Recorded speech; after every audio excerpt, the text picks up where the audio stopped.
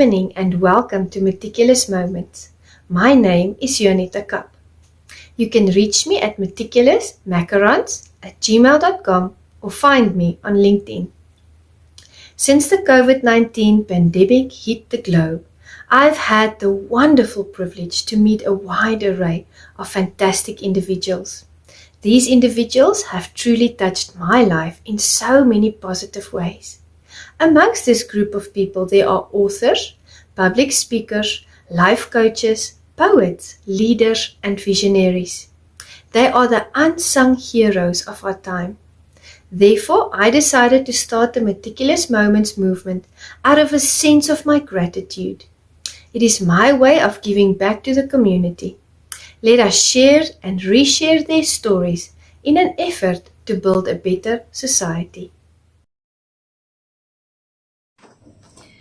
Good day, everyone, and welcome to the Meticulous Moments podcast, where we facilitate community upliftment through leadership development. Today, we have the wonderful privilege of spending time with the amazing and beautiful Daniela Roman. I am so blessed to know this phenomenal lady. Getting to know Daniela has really been a journey. She's a wonderful person. She has a beautiful heart. And it just shines through in everything that she does. Amazing spirit, just all-round good person, very, very good cook amongst many other things. Let me read more about her bio. She's a foodpreneur. She's a fitness enthusiast, a TV host, an author, and a champion of women. And yet, she is so much more. Come and meet Daniela Roman from the Co-Author Network and the Alma family. And with that, I welcome my very special guest and sister, Daniela Roman. Good evening, Meticulous Moments audience. Thank you so much for joining us for yet another enlivening session here at the Meticulous Moments podcast, where we facilitate community upliftment through leadership development. And today I have the wonderful, amazing privilege to spend time with the beautiful Daniela Roman. How are you, Daniela? I am well. Thank you, Juanita. How are you? I'm doing so well, thank you. I'm so happy that you are here with me this evening, because you and I know each other so well already. I've walked such a lovely path with you. And I was sitting the other day doing my admin, and I thought to myself, Daniela hasn't been on Meticulous. And I thought, how on earth did that happen? We have to fix this. Yes, I'm glad you asked me. Thank you. Yeah, so, I mean, you are like one of the most dynamic people I know. I've met you and Emilio months and months ago, and we've just walked the road, and I've learned so much from both of you. So I'm really, really blessed to have you with us. And with that, I know you. You know me, but I know there might be listeners that are not acquainted with you yet. Would you just like to, introduce yourself to them? That would be lovely. Sure. Thank you, Juanita. So I'm Daniela Roman, and my husband Emilio and I, we have something called the Co-Author Network, where we help people share their stories with the world, whether it be through our co-authorships or their own book, which are known as authority books. And we also, that's the parent company. And then we have Alma that you see behind me, Author Millionaire Academy. And the mission of that is to produce the highest income earning authors in the world. And how we do that is by leveraging your story, getting you on speaking stages, podcasts like this, events.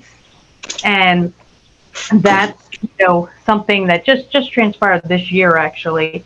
So, that's a little bit of the backstory there. But I also have been cooking and have a passion for food and cooking since I'm a child. So I had a successful restaurant for 20 years in Philadelphia. And, that's a big passion of mine. And now I do Daniela's Delicious Dishes, which is a catering to, locally right now. But there's something coming with that will be coming really soon. So I can share more of my passion. And also I have an anthology, if you can see that, Behind Closed Doors. I Survived Domestic Violence and You Can Too. This is the first edition that launched last January at the first business boot camp. And the second edition will be launching this January, actually in 24 days, at the second annual Business Book Camp. And that is, my backstory with my past abusive relationships. And now I have women in these two anthologies sharing their stories and, how they survived domestic violence as well. And that's what I absolutely love about you, because you took your story, you took your past, the things that you've gone through, your experience, your knowledge, and you've turned it into something that you are giving to the world that brings that healing. It gives people a voice. It helps people to deal with their own issues. There's a wonderful thing that happens when people realize they are not the only ones facing a certain problem. Because when we have certain problems, we feel alienated. Sometimes we don't even share our problems with people because what will this person think? What will that person say? I see it a lot in the church as well. And by you being out there, giving them a voice, you are giving them the best gift they could ever ask for. Yes, I appreciate that. And that's true, because that, fear keeps you from, sharing our story, whether it's domestic violence or, and any trauma that you've been through. It's fear, judgment, being judged by other people. I mean, in my case, family didn't even know a lot of what I ended up sharing only a few years ago. That happened 30 plus years ago. So, you have to get past all that and look at the real reason why you want to share your story, right? Number one is healing. You have to heal, because we think a lot of times that we're healed by things that have happened to us, and we just really are just burying it and just pushing on with life and doing the everyday and thinking that you're okay. And then, how I learned I was not healed is when I finally did share my story, and, with Emilio sharing what he had gone through, it triggered me to, speak about the abuse and not just that, but sexual trauma that I had gone through that I had shared with no one in 30 years. So then I had realized, because of me sharing it, you realize, no, you're not healed from that until you really release it and forgive. Forgiveness is key. And after I did that, the healing process began. Wow. Now, I was on a live with you, and for the audience that don't know, on Tuesdays and Thursdays, Emilia and Daniela have an ARMA co-author network program that they give, and they bring the most amazing speakers on there at 7 a.m. Eastern Standard Time. And during one of those sessions, Daniela, you started to choke up, and I almost lost it, because I could feel you were speaking about your son that had, made you stay strong, and that encouraged you to do the things that you've accomplished. And let me tell you, I could feel in that moment, I could feel what you had gone through. And that to me is so important. That right there is authentic leadership, because people want the real thing. They don't want stories and fairy tales and plastic. And that's what I love about you and Emilio. It's the real deal. What you see is what you get, and you bring the best to the people always. So tell the audience a little bit about the show. For those people, I'm sure there's going to be many that want to tune in. Yes. Yes, thank you. So Tuesday and Thursday mornings, right? And you are a lovely co-host now. We have the lovely Juanita, and everyone just loves Juanita on there and what you bring to the show. So we honor authors, aspiring authors, entrepreneurs, and like you said, it's real, right? We want to hear your story, not just all the business and the successes and how much money you're making. No, it's not about that. It's about being real. Like, tell us the backstory. It has not always been that way, right? So we want to hear where you came from, and how the challenges and struggles you had, and how you got to where you are now. So that, inspires other people to know that they can do the same. Yeah. I absolutely love that. And that is the success of ARMA. That is the pull, that is the attraction for people, because we have so much out there. We are bombarded with so much out there from all external influences. What we want is that real, authentic, real deal. And I thank you guys for bringing that to the plate, because, there's lots of people searching for a home. If you're an author and a speaker, or, and you need a publisher, and you need all of the services that ARMA brings, make contact with Daniela and Emilio and see the difference. It's not just another group. It's not just another movement. It's not just another nice name.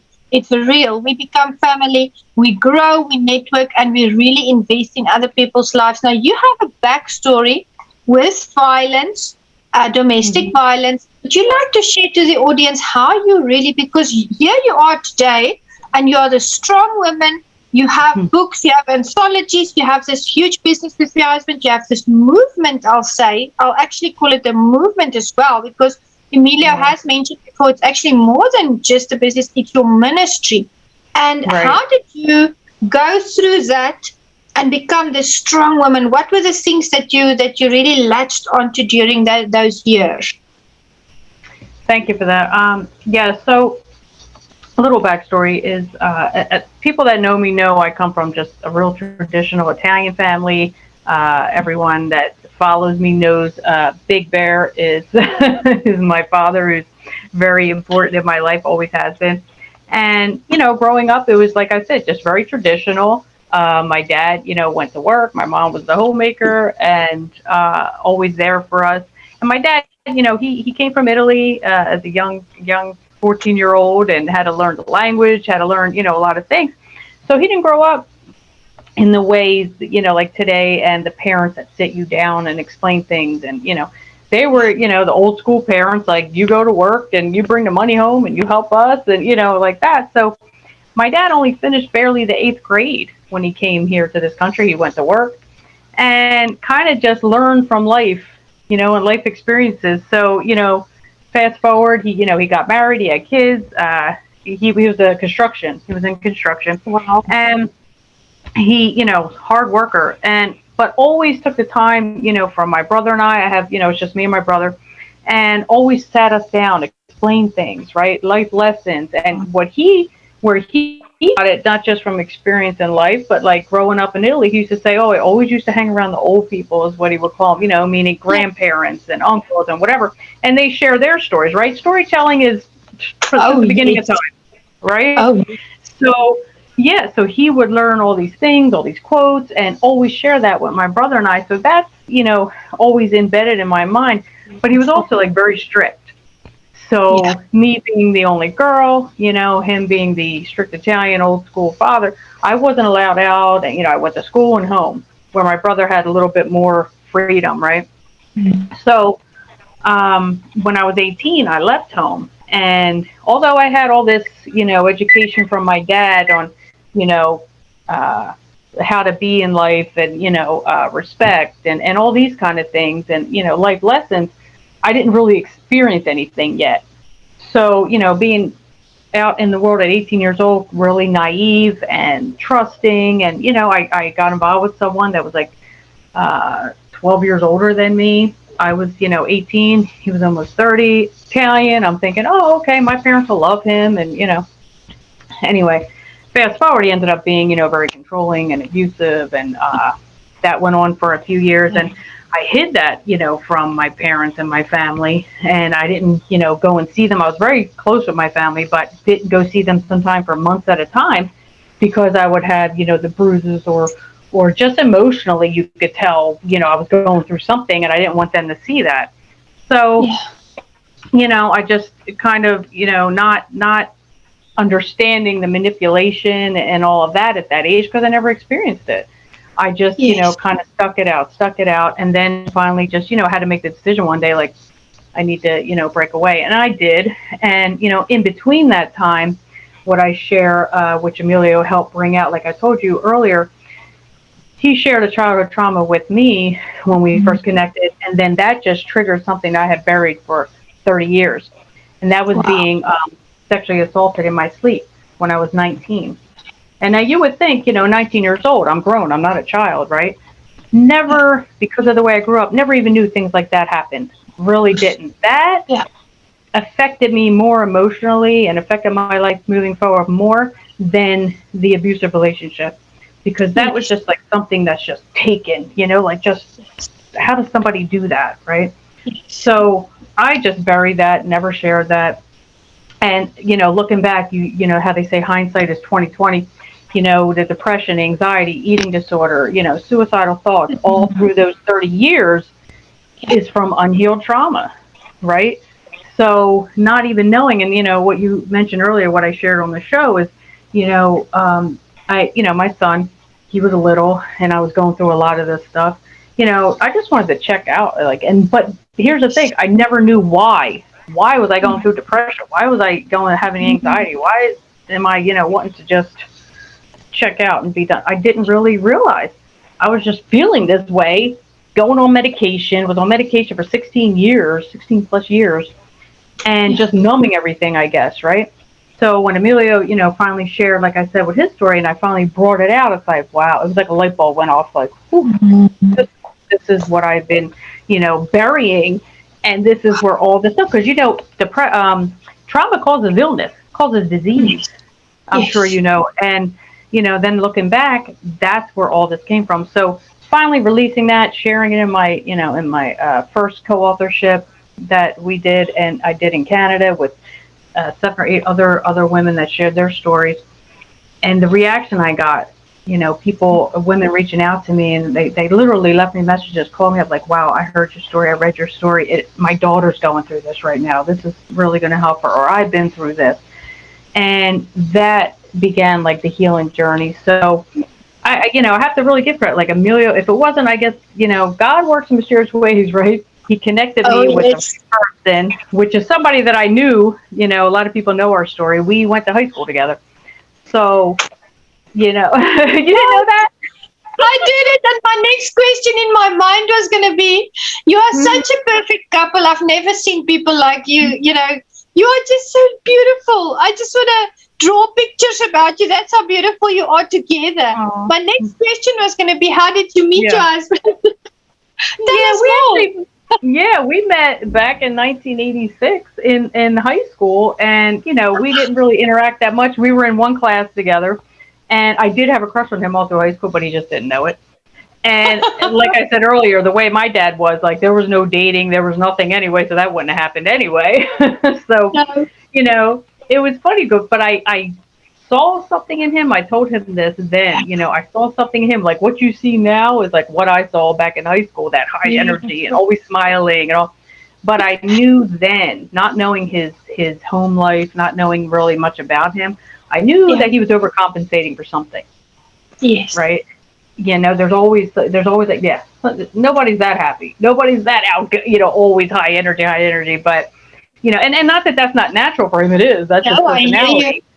Right. But I just felt something, like it wasn't like how people are like, oh, I have a crush, is it cute? No, I really felt something then. But, it's all in God's timing, right? Like that was not the time. That was not the time back then for me and him to connect. So fast forward 28 years later, through Facebook, what else, right? We connected. I saw him comment on one of our classmates, actually, one of her post, and I'm like, I saw his name, I was like, wow, first time in 30 years I've seen that name. And we just kind of went back and forth, and at the time I was actually going through a divorce, and that was the last thing I was looking for, was for any relationship or anything. I was really ready to just figure myself out, be alone and figure out what I was going to do next. And apparently God had other plans. So we started. I just went with it, and normally I'm very cautious. I'm very not really just take a risk or, follow my heart. I was just, but with him, it was something different because, we had messaged each other, just texting. And this went on for like 6-7 hours straight when we first connected, just going back and forth. And I just felt something before I actually saw him physically or talked to him. And we met up a couple of days later, and, I tell him all the time, I'm like, yep, we gave each other a hug, and I said to myself, I'm like, oh, I'm in trouble. I was like, I already knew. Because, you just, and what's funny is I never felt that kind of connection. My ex-husband, I was together with 22 years. Great guy, nothing, that was not, my abusive relationship. He was a great guy, helped me raise my son. We had a business together, all that. But I never had that connection that I felt like the instant that I connected with Emilio. So, it was, to me, divine intervention, whatever you want to call it. And he's helped me so much, bring out what's been buried in me, like, believing in me, believing like share your story and help other people. And, he helped me figure out that my cooking, like to me, was always just like, so what, I cook, it's what I do since I'm 8. He's like, no, you have a gift because not everybody can do that.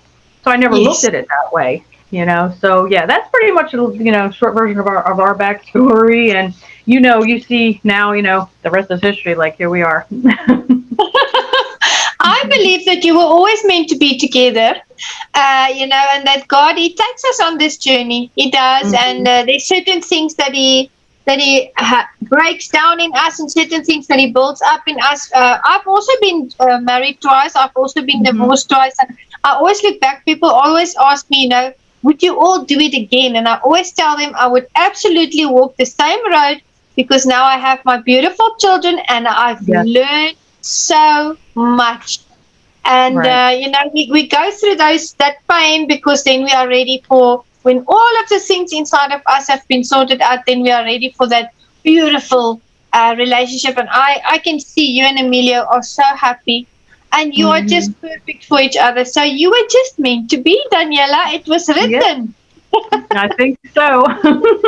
I think so. Now tell the audience, you've touched on it a little bit, but your dishes that you post on Facebook, the cuisine that you create. I said to you the other day, you are a black belt in cooking. Tell the audience, where did that love start? And I know you started your business now, and we want to also know, for those in your area, how they can support. So give them some details about that as well. Yeah, sure. So, like I said earlier, like from 7 or 8 years old, I was in the kitchen, because that's how my dad, that's just how he was. Like, you watch your mom cook, or my grandmother, who was straight from Italy, cooked. Oh my God, phenomenal. And I just learned, but to me, it was never a chore. It was like, to my dad, it was like, yeah, you're going to, stand there, watch your mom, help her. And for most kids, it would probably be like, like a chore. But for me, I enjoyed it from that young age. And I just kept doing it, as I grew older. When I was, 18, 19, when I was, with friends or family, whatever occasion, it was like, oh, Daniela, make this, make that. So I always was like cooking for other people, and I love serving, people food, and half the stuff I don't even eat. I just like to cook and serve it, So, That's even better. Yeah, I can, have to, if I ate everything, oh my God, I'd be like cute. Yeah, but you can cater for anyone. You can even make dishes delicious that you don't really enjoy yourself. That's a skill. Oh, I do. Yeah, and I've learned a whole different culture of food. Like I don't just make Italian, but that is my main thing. So, so then I had a restaurant for 20 years. Like I had said with my ex, and I love, that's just my thing. I just love creating.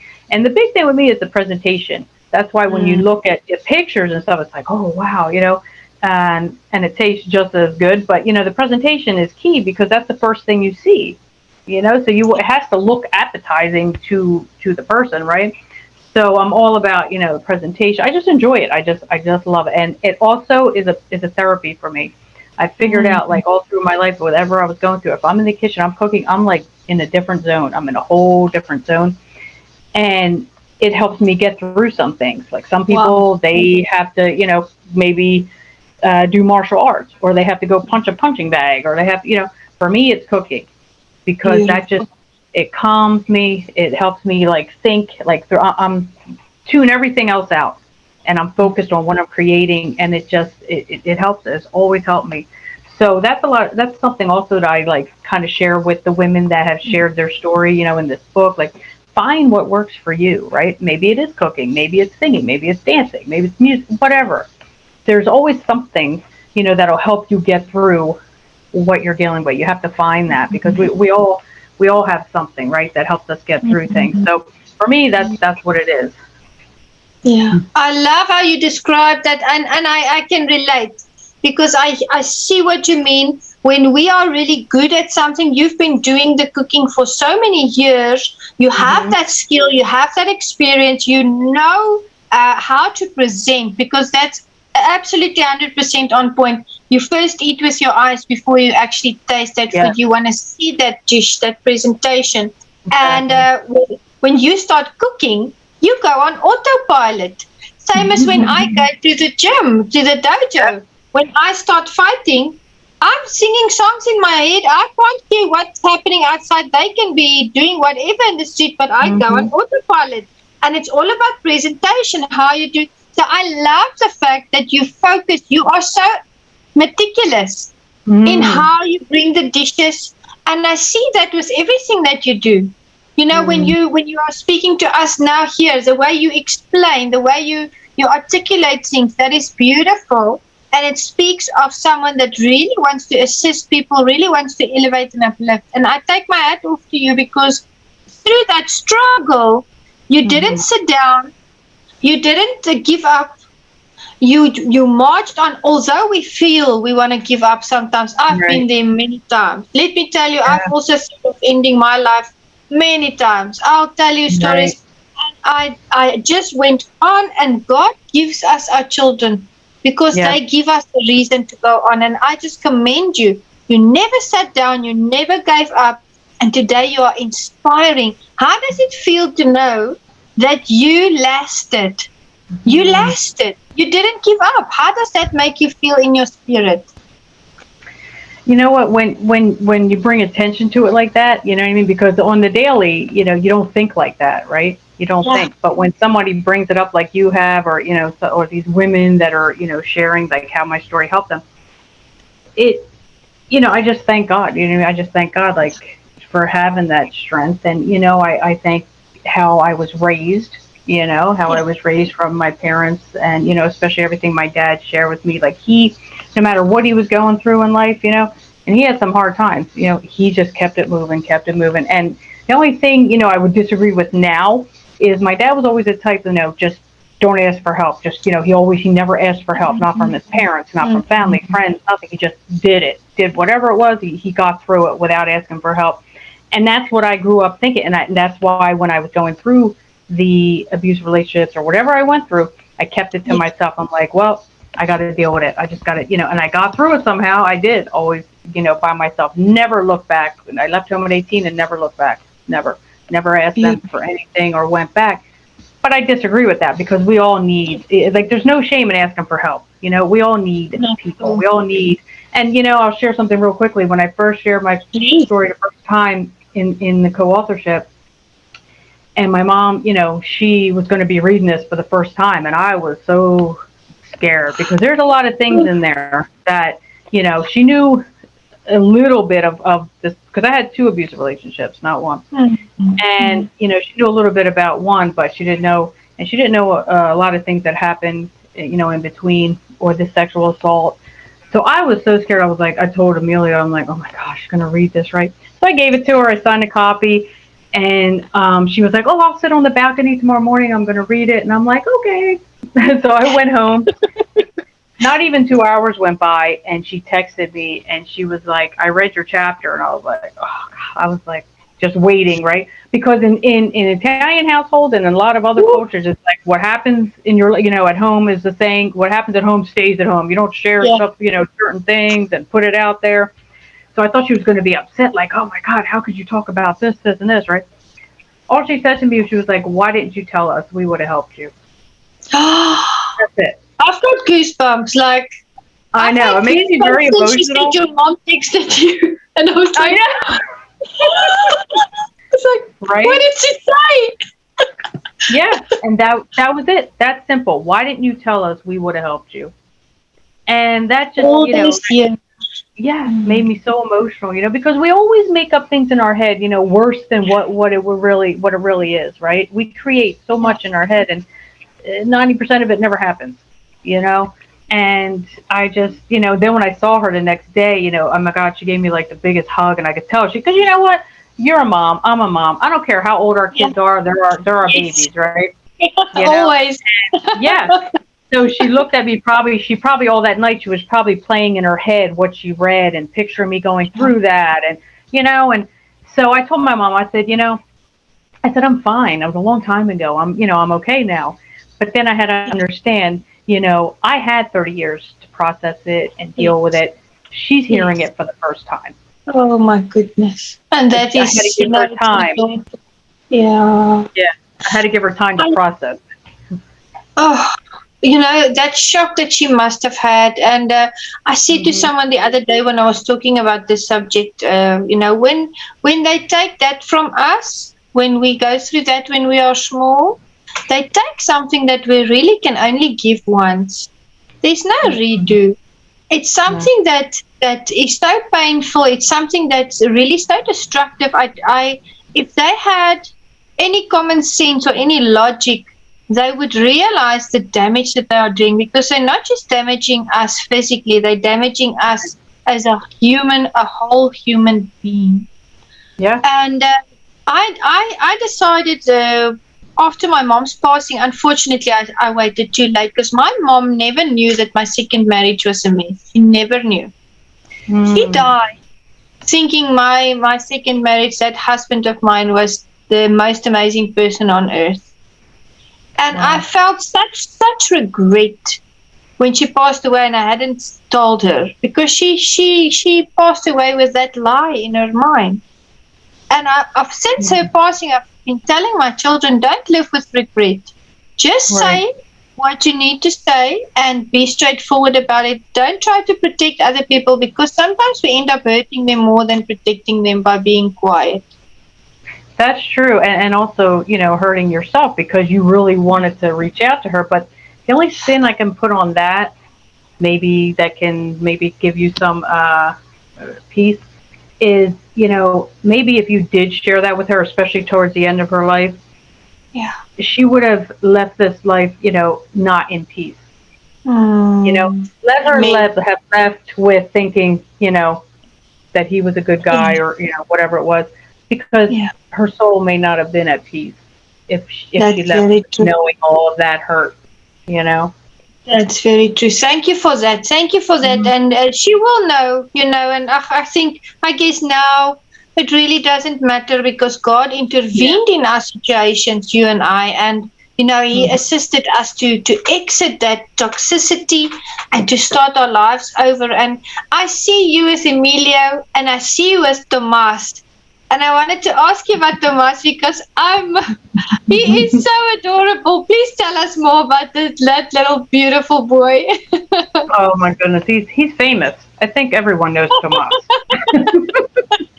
He is, oh my God, such a blessing. He is, and as you see, like I think your oldest is 19, right? Yeah. And I look at Tomas. My son will be 30. He's gonna be 30 years old, and I look at Tomas, and I don't know how that's possible because I'm only 21. Like I can't even do the math. I don't get it. Figure that out for Our me. I love don't know. is broken. Right? That's what something.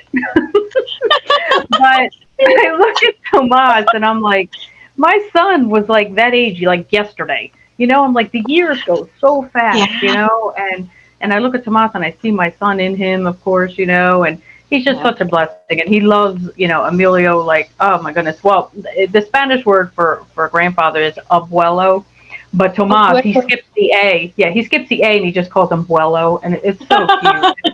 He's so adorable, and I'm hoping you'll get the chance to meet him while you're here, which I'm sure you will. Yeah. I So would that love to. yeah, I he would is love to. funny. Yeah. And he's Very smart. intelligent.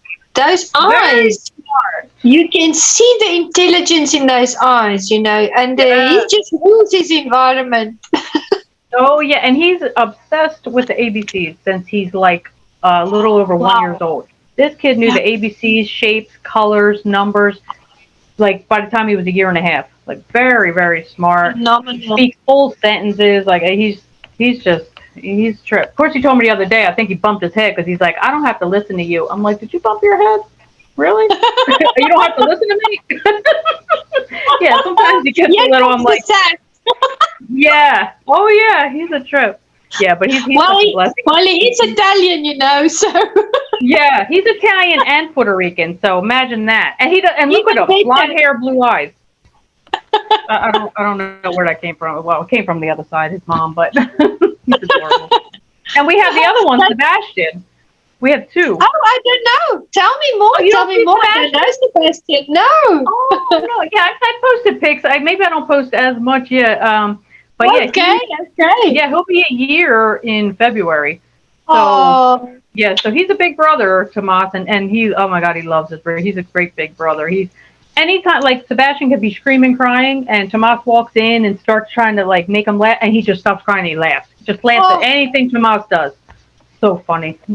so Sweet. he's a mediator. He absolutely knows how to work in a situation to bring peace. That's a powerful quality for a little boy. Oh yeah, yeah. He's slick. Like Amelia says, he's going to be a lawyer. He's going to be something because since he's been doing this since he's 2. If you tell him like, okay, no more cookies or something like that, he'll go to who the other person is. Like, say if I tell him no more cookies, he'll go to Amelia and be like, well, Grandma said no more cookies. I can't have no more cookies. In other words, it's like, oh, here, Tomas, have a cookie. You know what I mean? Like he does that reverse psychology thing, like expecting him to be like, oh yeah, have a cookie. He's very smart. Definitely. He's got a solid head on those shoulders, and he's such a pleasure, to see. Just to see him grow with you. I've known you, I think now for 6 months, and I remember over the last few months just to see him grow and develop and enjoy life with you, because he's always having fun with you guys. That's amazing. That's special. Yeah. Yes, he's a blessing. Well, they both are, yeah. They both are God's richest blessings on them, and he will always give them his peace and make their way straight. And I wanted to ask you, you are busy with the Spiritual Fitness Survivor book. Give us some info on that. What are the updates on that? Yes. Oh, sure. So, happen to have one right here. So this what I found in my pocket. There you go. So, this is the first edition, and you'll get a signed copy when you come here. Thank you.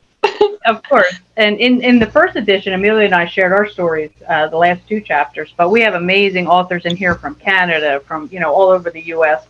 And it's just sharing your stories of whatever it is you survived, and what it says here is how to turn your struggles into strength. So whatever you went through, right, you can always turn it around. You can turn a negative into a positive if you choose to. And some know, but maybe not everyone knows, you have a chapter in the 4th edition that's coming out next summer. So congratulations. I'm feeling so blessed. Let me tell you, I've looked at the photo of the cover. I've tried to digest the fact that I'm going to be in one of your special Spiritual Fitness Survivor books. I don't think it has completely dawned on me yet, but I'm so excited. I feel so blessed, because it's such an important and powerful project, and to be a part of that with you, it's just phenomenal. Yeah, we're so grateful. Amelia and I are so excited that you're going to be a part of it. So you're blessing. Thank you so much. Thank you. And do you have any chapters open? Have they all been filled? No, we do have chapters open. So if anyone out there, has a story they want to share and be a part of this amazing book, it'll be the 4th edition, and they're all #1 bestseller on Amazon. The first 3, all #1 bestsellers. Reach out to Amelia or myself. You can reach out, through email, coauthornetworkinfo@gmail.com, or you could just private message us. Amazing. Absolutely phenomenal. And a wonderful chance to make a difference in the world. Reach out to Daniela.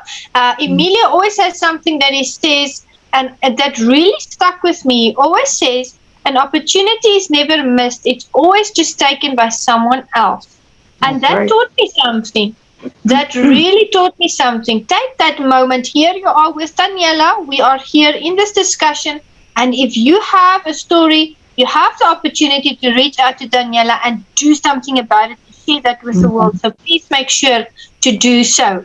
Now, that's not all that's going on. I mean, we have something going on at AMA. I hear the buzz. I see it online. What is the buzz at the moment that's happening in a few days? Wow. 24 days away. And Juanita will be coming all the way from South Africa to be at our 2nd annual business boot camp in Cherry Hill, New Jersey, right here. It is going to be unbelievable. The first one we had here last year was awesome. And I'm going to quote Jose Escobar, said it was one of the best events he's ever been to. And that was, it was good, but it was great actually. It really turned out wonderful. But this, boy, he's going to say it's like the best event ever because of what we have planned. 15 authors who have their authority books are going to be launching. We've never done that. On top of that, the authors I have in this book, so we're launching pretty much 25 authors at this event, which is unheard of. I've never heard of anything like that. Right? The entertainment that's going to be there. Danny Z out of Canada. He's a world-renowned escape artist. Israel Mandrake. He's performed years. He's a hypnotist. Performed years in Vegas. We have former Harlem Globetrotter Jonte Hall. I mean, the list just goes on and on. Then there's a speaker competition where you could win. What do we call it? The big ass trophy. I made Juanita say it. That. And $1,000 cash first prize, and then second and third prize trophies. And like I said, at the end, we have singers that are going to perform. We have Juanita, Mark Cox are going to show us some martial art moves, and just I'm probably leaving out like 10 things. There's so much that is going on in those days. January 6th and 7th here in Cherry Hill, New Jersey. We do still have some general tickets available. Again, reach out to me or Emilio, private message or coauthornetworkinfo@gmail.com. It will be sold out in probably this week. It really, literally will be sold out. I believe so. And the general tickets were $297, and I believe they've gone up because remember, this is a special event. There's only so many places open, so I think they went up to $497 now.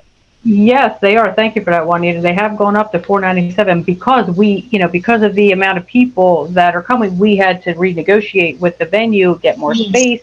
Obviously, that's costly. So, what Emilio calls the procrastination tax. And people that have waited, they started at $197, then $297, and then we even had a BOGO, buy one get one for Black Friday.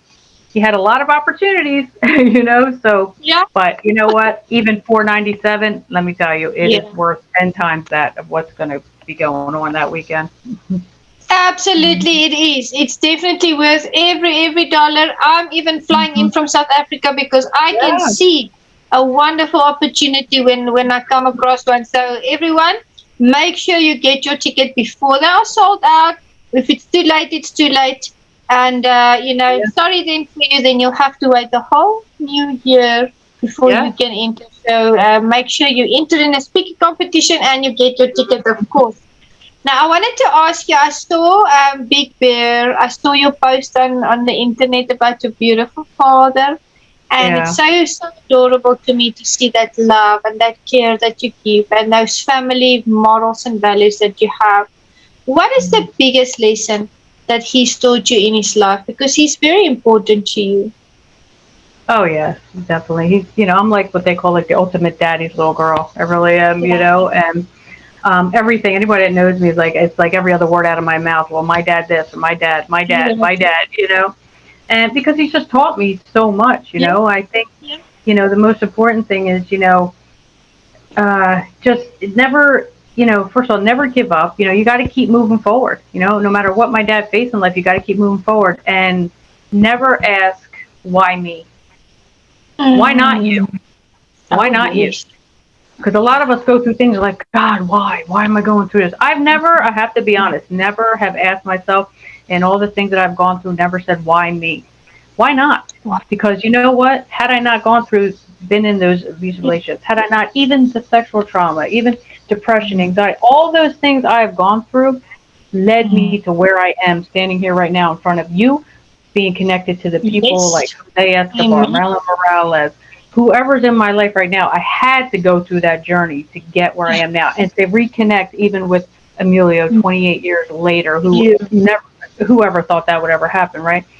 But I would not be who I am today, the strong, resilient, independent woman helping others, had I not gone through that journey.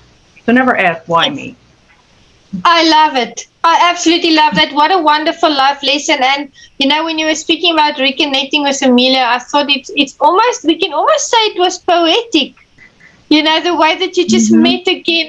That is so, so beautiful. You are so truly blessed. And I know God's going to do great things through the both of you and as a team. And You both shine in your own way, and together you shine even brighter. And we are just blessed to know you. Thank you for sharing your experience and your knowledge with us. And I want to ask you, what is next for you? What is something that you would want to do if you have it on your bucket list, or if you have a dream? I know you love the cooking and you are busy building that up. So, what is next for you?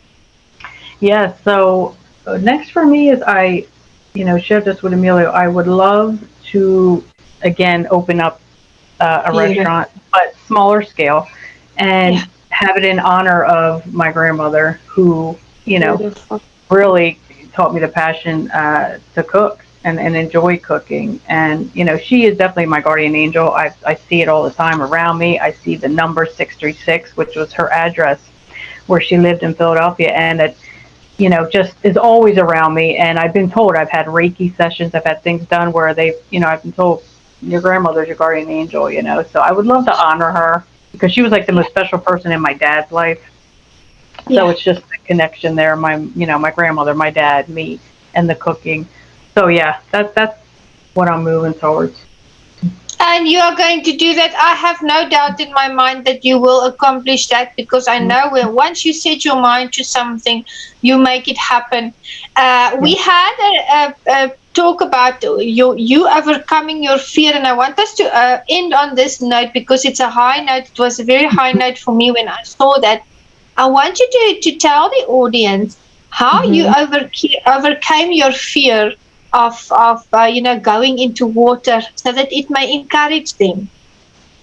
Yes, thank you. So this was a couple years ago at a mastermind in Costa Rica that Amelia and I attended with friends of ours.